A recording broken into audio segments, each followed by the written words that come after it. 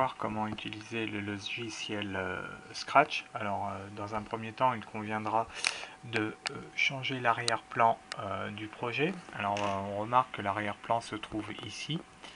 Donc pour ajouter un arrière-plan, on va tout simplement cliquer sur la fenêtre scène et cliquer sur choisir un arrière-plan. On bascule sur une nouvelle fenêtre qui va nous permettre de choisir le type d'arrière-plan qu'on veut mettre. On va prendre par exemple sport et on va utiliser l'arrière-plan qui s'appelle Soccer 2. Ensuite on va changer de sprite, c'est-à-dire le petit bonhomme qui se trouve sur notre scène, sur notre arrière-plan. Donc dans un premier temps je vais déjà supprimer le sprite existant et je vais ajouter un nouveau sprite en cliquant cette fois sur le bouton choisir un sprite. Je vais faire la même chose, c'est-à-dire que je vais choisir un sprite relatif au sport et je vais prendre le sprite Ben.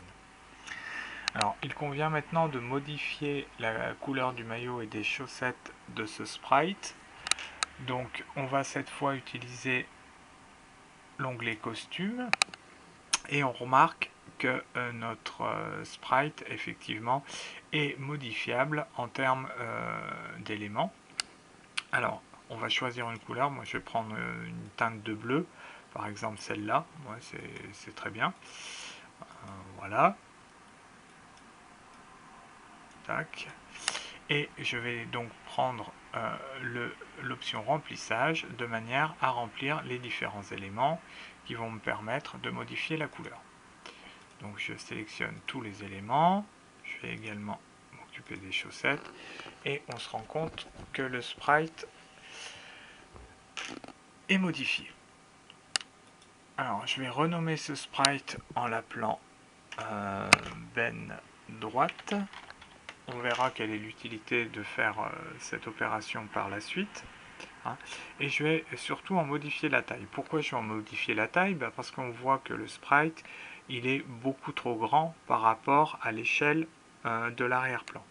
Donc je vais sélectionner ici, en cliquant sur le bouton sélectionner, la totalité de mon sprite et je vais en réduire la taille de manière à ce qu'il corresponde à la taille à l'échelle de mon arrière-plan. Vous remarquez que ici la taille elle est un petit peu cohérente, donc on pourrait laisser le sprite comme ça. Alors ce sprite va nous servir à écrire notre premier petit programme, c'est-à-dire qu'on va travailler sur le déplacement latéral du sprite, c'est-à-dire aussi bien vers la gauche que vers la droite. Alors pour que ce soit un petit peu plus joli, on va effectuer un retournement du sprite, comme ça on aura toujours l'impression que le sprite va de l'avant. Alors pour faire un retournement du sprite, je vais créer une copie de ce sprite, donc je vais faire un clic droit, dupliquer. Alors bien évidemment, je ne vais pas l'appeler Ben droite, mais je vais l'appeler Ben gauche pour dire que c'est le sprite qui va vers la gauche. Et je vais effectuer un retournement horizontal. Comme ça, eh bien, on verra que quand il va vers la gauche, on aura ce sprite-là qui va s'afficher. Et quand il ira vers la droite, on aura l'autre sprite. Ça donnera une animation qui est un petit peu plus cohérente. Donc j'en ai terminé avec les modifications du sprite. On va pouvoir maintenant passer au programme. Alors, pour faire notre programme, c'est-à-dire qu'on va utiliser les flèches du clavier pour pouvoir déplacer notre sprite, eh bien je vais tout simplement utiliser l'onglet code. Et dans l'onglet code, je vais pouvoir donc faire mon petit programme qui va dire que chaque fois que j'appuierai sur la touche gauche du clavier, le sprite se déplacera à gauche. Et chaque fois que j'appuierai sur la touche droite, le sprite se déplacera à droite. Il faudra bien évidemment que je pense à changer le costume, c'est-à-dire que quand il ira à droite, je prendrai le costume Ben droite, et quand il ira à gauche, je prendrai le costume Ben gauche. Donc je vais commencer par mettre un contrôle. Alors on va commencer par le bloc quand est cliqué, quand le drapeau est cliqué. Et donc, on va répéter ces opérations indéfiniment. Donc, on va répéter ces opérations indéfiniment. Mais alors, qu'est-ce qu'on va répéter indéfiniment, Eh bien, on va tout simplement répéter le fait que l'action d'appuyer sur la touche gauche fera avancer le sprite à gauche et le fait d'appuyer sur la touche droite fera avancer le sprite à droite. Donc ici, je vais utiliser un si et donc je vais mettre le bloc si dans répéter indéfiniment et je vais dire que si la touche droite est enfoncée, alors je vais prendre le costume bend droite et j'avancerai de X valeur à droite. Donc si je vais dans capteur, j'ai ici le capteur qui correspond à quand la touche espace est pressée. Alors je ne vais pas prendre espace, j'ai la petite flèche, je vais prendre droite.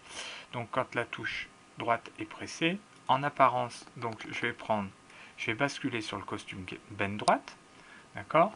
Et donc en termes de mouvement, je vais avancer, je vais ajouter 10 à mon mouvement, à X, hein, puisque notre arrière-plan, il est repéré comme ça, hein, l'axe des abscisses est sur X. Et je vais ajouter donc un deuxième contrôle, un deuxième si alors, et je vais faire la même chose, sauf que cette fois je vais prendre flèche gauche, et je vais prendre le costume bend gauche. Par contre, je ne vais pas ajouter 10 à X, mais je vais ajouter moins 10 pardon, pour dire qu'il va dans l'autre sens. Donc je vais choisir mon capteur. Quand la touche flèche gauche est pressée, alors je bascule sur le costume bend gauche et je vais avancer de moins 10. Voilà.